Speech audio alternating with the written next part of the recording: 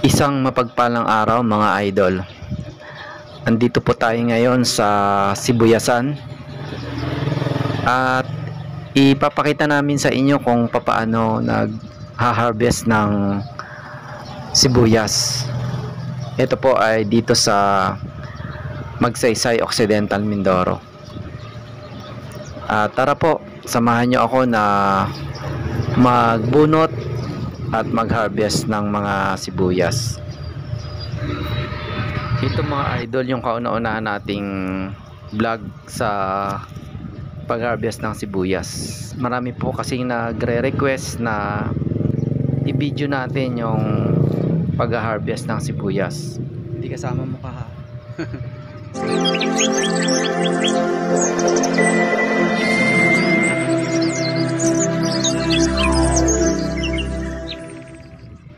At ayun na mga idol, nagpunta tayo dito sa nagbubunot ng sibuyas. Ito at nagtry tayo na magbunot. Ito, ang ganda ng sibuyas po nila, malalaki. Kumbaga sa buyer ay ito ay mga good size. Ito, ayan o mga idol, ito yung nabunot natin. Ganda ng sibuyas nila.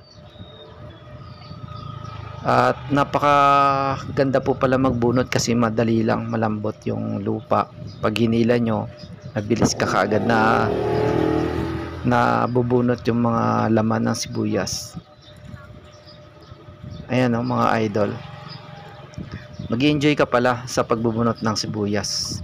First time natin na magbunot ng sibuyas mga idol, kahit na dito every year ay maraming tanim na sibuyas. Ngayon lang tayo nagkaroon ng pagkakataon na makapag-vlog dito. At shoutout po sa may-ari ng Sibuyasan.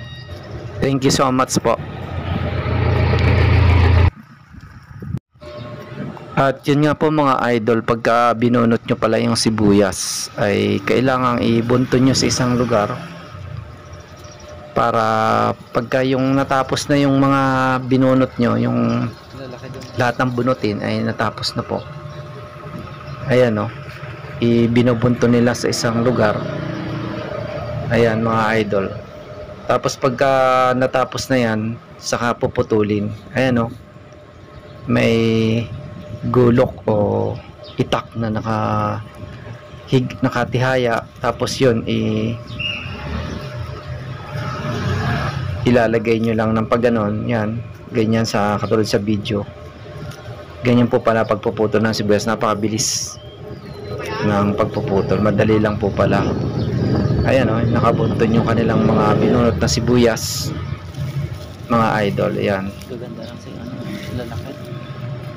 yun, pagkatapos naman po na maputol yan ay ilalagay na siya sa sako, yung red bag.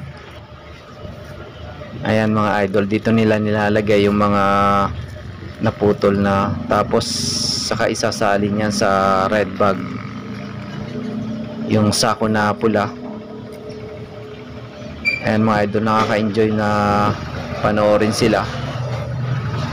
Hindi nga tayo nag-try pala na magputol ng sibuyas. At ito na yung naputol, ilalagay na natin sa red bag. At ang sisipag ng mga bata dito, shout out sa mga batang to. Pagka bakasyon at walang pasok, andito sila sa Sibuyasan. Super sipag ng mga bata dito sa bukid mga idol. Ayan o, naka isang red bag na tayo.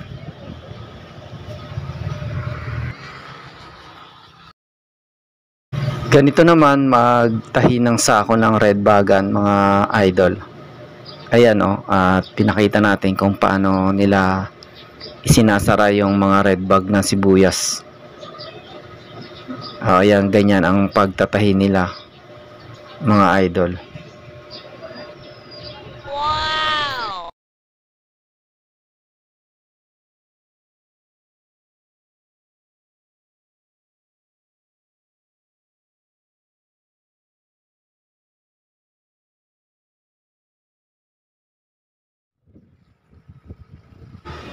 At ayun na mga idol, pagka natahi na nila, bubuhatin na nila isa-isa yan papunta doon sa kalsada. Doon nila ibubunton tapos ikakarga na sa truck. Ayan o, ang dami nang naka red bag. Ayan, yung mga na-harvest na nila kanina pa ay hinahakot na po nila papunta doon sa kalsada. Ayun o, doon nila binubunton sa tabi ng kalsada.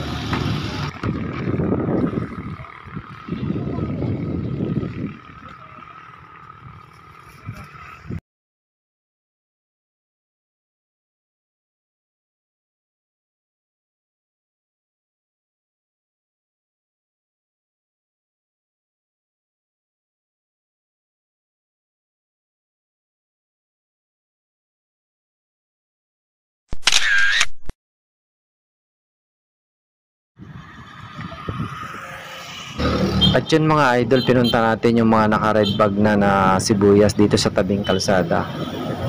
Medyo marami-rami na to pero wala pa sa kalahati yung na-harvest nila. Marami pang bubunutin.